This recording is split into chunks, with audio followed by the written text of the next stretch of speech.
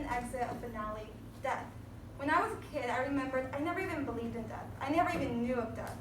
I believed that my mom and dad would live forever, that I would live forever. So losing someone, losing a source of happiness, it can break your heart into a million pieces. It can make you feel so sad and so alone and so lost and confused. And so now today, I'm sure we've all lost someone before. I'm sure we've all lost someone. We've all felt that type of sadness. So today I'm going to talk about, it was kind of a sad topic, but it was a long time ago, my first time experiencing death. Better yet, the knowledge of it, because I never even heard of it. So let me paint a picture. So it was 2013. I was around 9 at the time. We lived in Canada, in a city called Windsor. And over across a lake, we had like a big lake, and over across it was Detroit, Michigan. Now, every day my mom would have to cross that lake to Michigan, to Detroit, because Detroit was relatively unsafe, you could say. So we opted to live in Windsor, which was more safe. So it was a particularly snowy day. And I remember looking out my living room, and I said, Mom, please, I don't want to go, because it was pure white. It was snowing horribly, and you couldn't even see the trees or anything.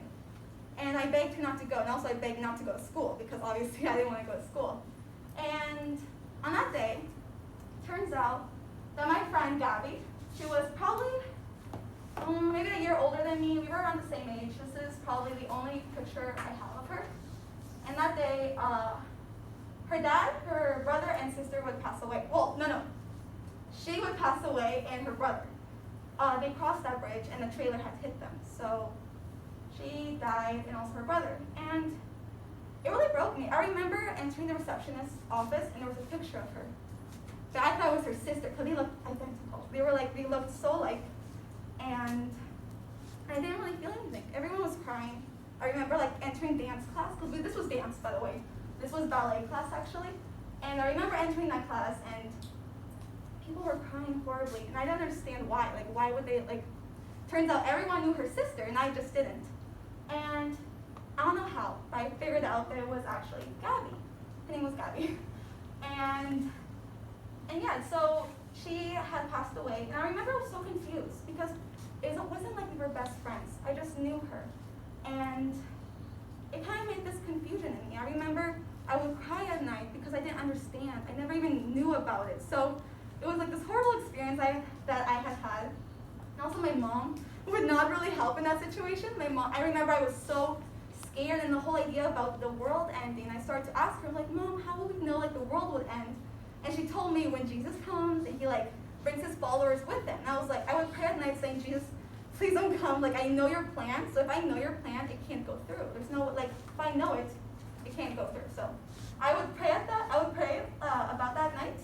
And later on, it still created this confusion, this sadness in me of death, and how I kind of first experienced, not experienced it, but first heard of it. And so my message with this is just I want to create this understanding, also help my younger self in a way to it's okay to be sad and cry about it. Yes, let it go, but don't let it control you. Don't I remember I used to have panic attacks at school. I would cry horribly, but I would just want to tell her that it's okay to be sad, and but don't let it control you. Don't let it be a part of your whole life, because then you're not living. You're just living this constant sadness. And also maybe tell your future kids, also tell them about death before they find out the worst way. And yes, that will be all. Thank you.